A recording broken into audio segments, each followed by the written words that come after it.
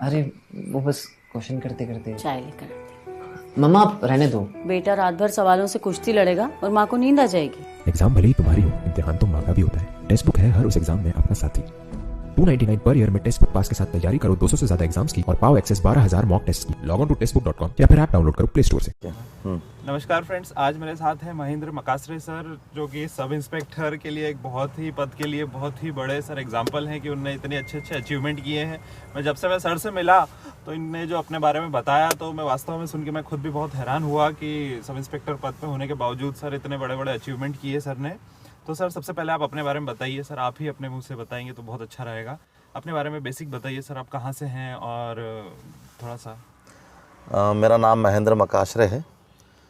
मैं बेसिकली मनावर के पास एक छोटा सा गांव है अजंदा, वहाँ का रहने वाला हूँ। प्राथमिक शिक्षा मेरी वहीं से हुई थी, हाई स्कूल तक।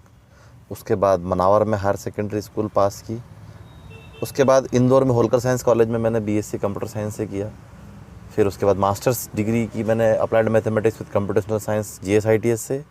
एमफिल मैथमेटिक्स में किया मैंने विक्रम यूनिवर्सिटी से, और वर्तमान में पीएचडी चल रहा है मेरा, फिक्स पॉइंट पर काम कर रहा हूँ विक्रम यूनिवर्सिटी से। खुद मैं सुन के हैरान हो गया था सर कि सब इंस्पेक्टर जॉब में होने के बावजूद सर आप पीएचडी कर रहे हैं सर। जी, वो सब इंस्पेक्टर में जब मेरा सिलेक्शन हुआ था तब मेरा एमफिल में भी एंट्रेंस के थ्रू सिलेक्शन हो गया था विक्रम यूनिवर्सिटी उज्जैन में।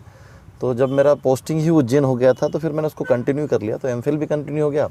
फिर लेटर मैंने एंट्रेंस फिर से फेस किया पीएचडी का, उसमें भी सिलेक्शन हो गया। तो विभागीय अनुमति लेकर के हम पढ़ सकते हैं। हाँ, विभागीय तो विभाग अगर सपोर्ट करता है, और हर विभाग सपोर्ट करता है आगे पढ़ने के लिए।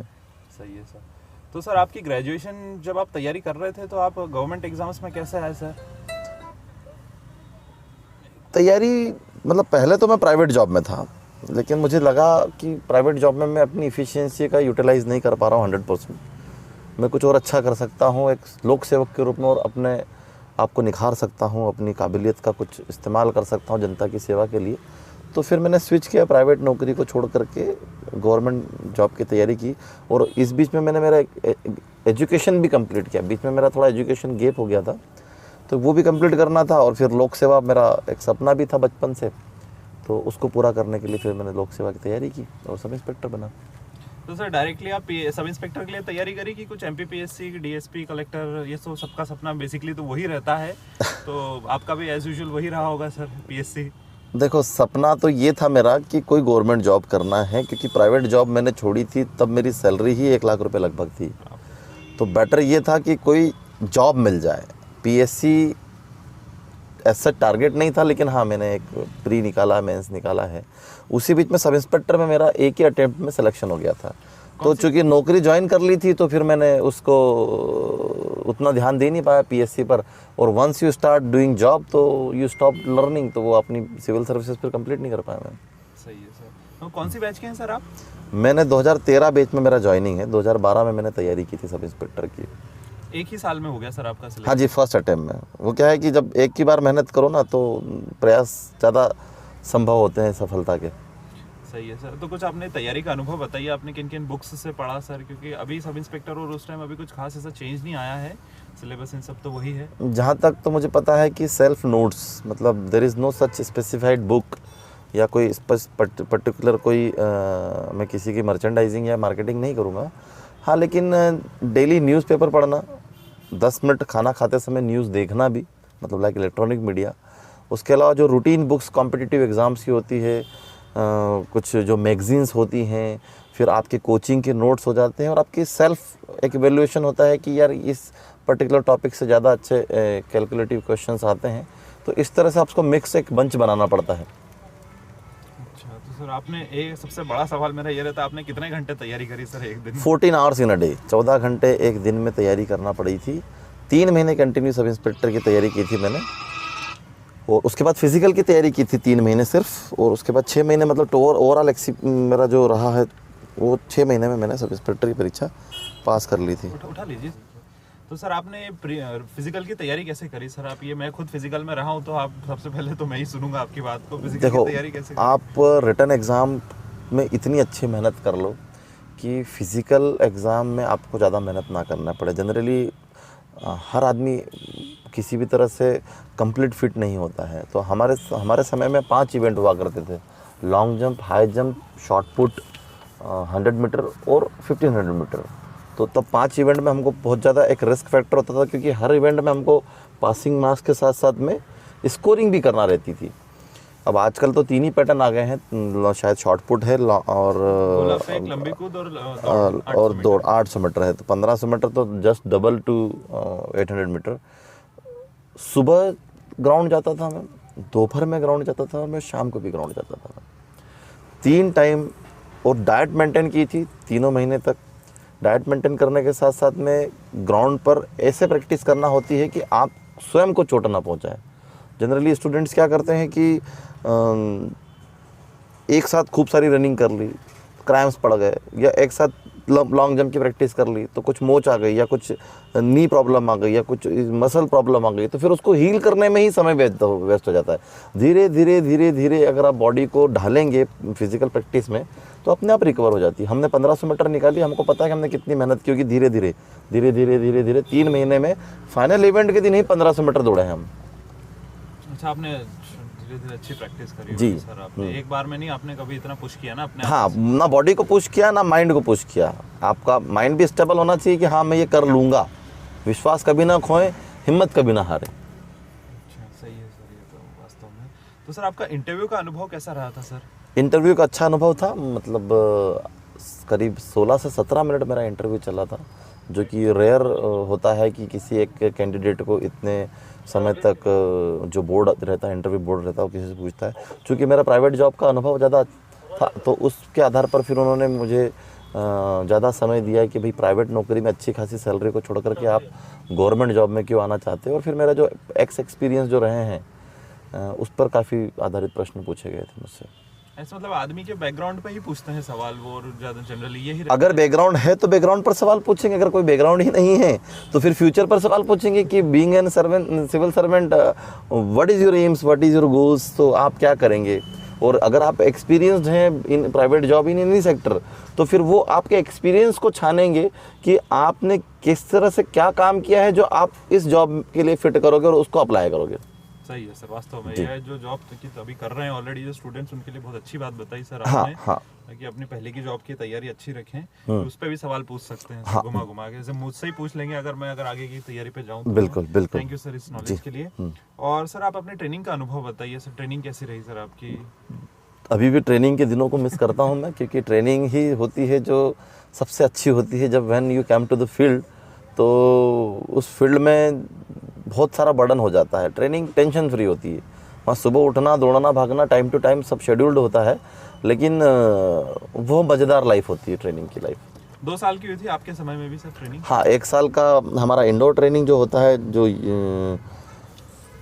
एकेडमी में होता है, और 1 साल का हमारा प्रोविजनल पीरियड होता है जो फील्ड में होता है। इस तरह से टोटल सब इंस्पेक्टर का 2 साल का ट्रेनिंग पीरियड होता है। अच्छा, 2 साल के।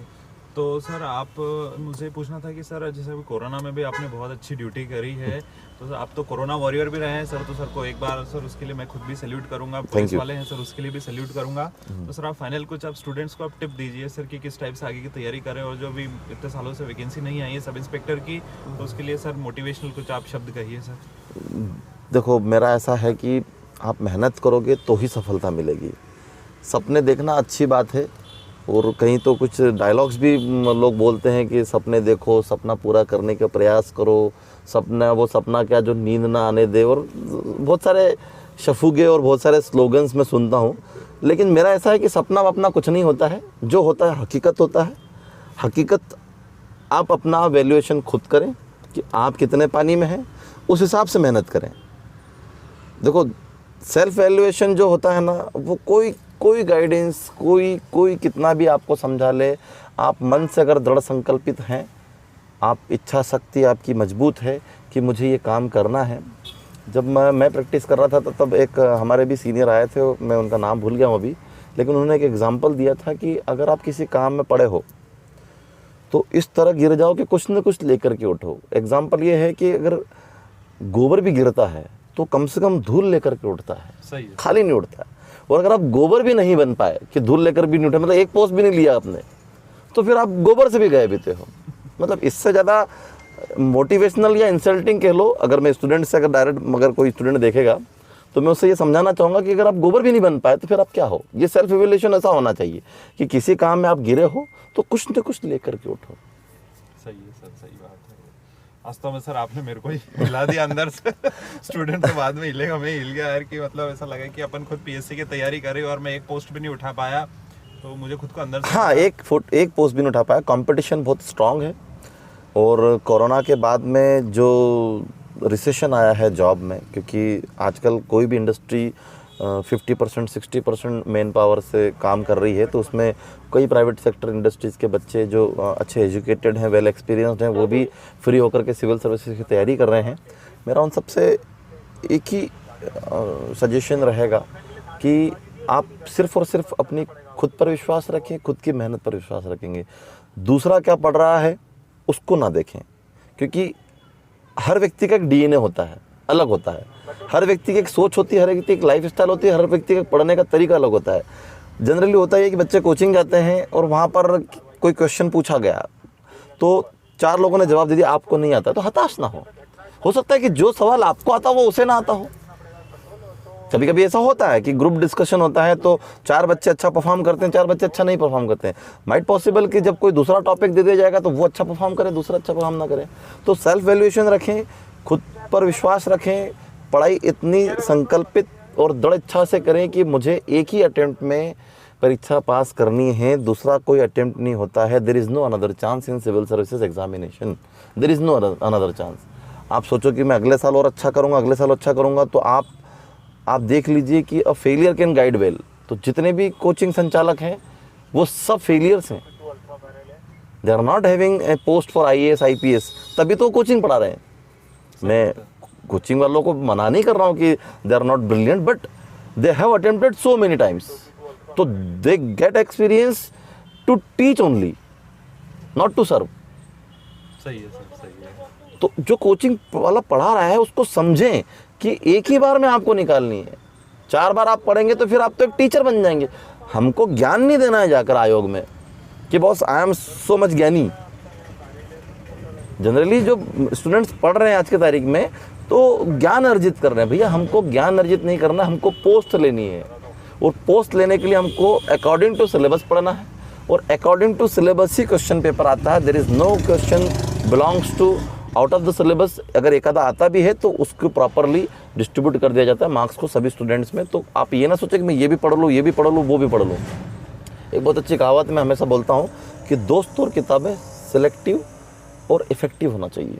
बहुत सही बोला सर। लाइब्रेरी में हम जाते हैं तो लाखों बुक्स हैं, लेकिन क्या वो सब मेरे काम की? नहीं, काम की सिर्फ मेरी वो है जो मेरे सिलेबस की है, जिससे मुझे पोस्ट मिलेगी। 200 तो हमारे कोचिंग में 150 लोग हैं, लेकिन मेरे काम का कौन है जो मेरी अंडरस्टैंडिंग को समझ करके मेरे साथ मेहनत करके खुद भी आगे बढ़े और मुझे भी आगे बढ़ाए। तो दोस्त और किताबें सेलेक्टिव और इफेक्टिव होना चाहिए। सही है सर, बहुत वास्तव में सर आप एक मोटिवेशनल Thank स्पीकर you. भी हैं सर। पुलिस तो बाद में आप, पर पहले एक बहुत अच्छी पर्सनालिटी है सर। मैं खुद उसके लिए आपको तहे दिल से सर शुक्रिया भी बोलूँगा। तो कुछ बोलना है सर? बस इतना, जो क्वेश्चन पूछा आपने उसमें तो लगभग हो गया है। बहुत अच्छी बोलते हैं सर आप। तो फ्रेंड्स, देखा आपने कि मैं महेंद्र सर की इतनी तारीफ क्यों कर रहा था। खैर मेरा भी नाम महेंद्र ही है, पर सर मेरे से 10 कदम आगे ही है हर चीज़ में। मैं इस चीज़ को तो वास्तव में सैल्यूट करूंगा। तो सर आपका बहुत बहुत धन्यवाद, आपने Thank इतनी you. अच्छी स्पीच दी और बच्चों को गाइड किया। तो ओके फ्रेंड्स, पढ़ते रहिएगा आप। जय हिंद। Thank you. जय हिंद। वास्तव में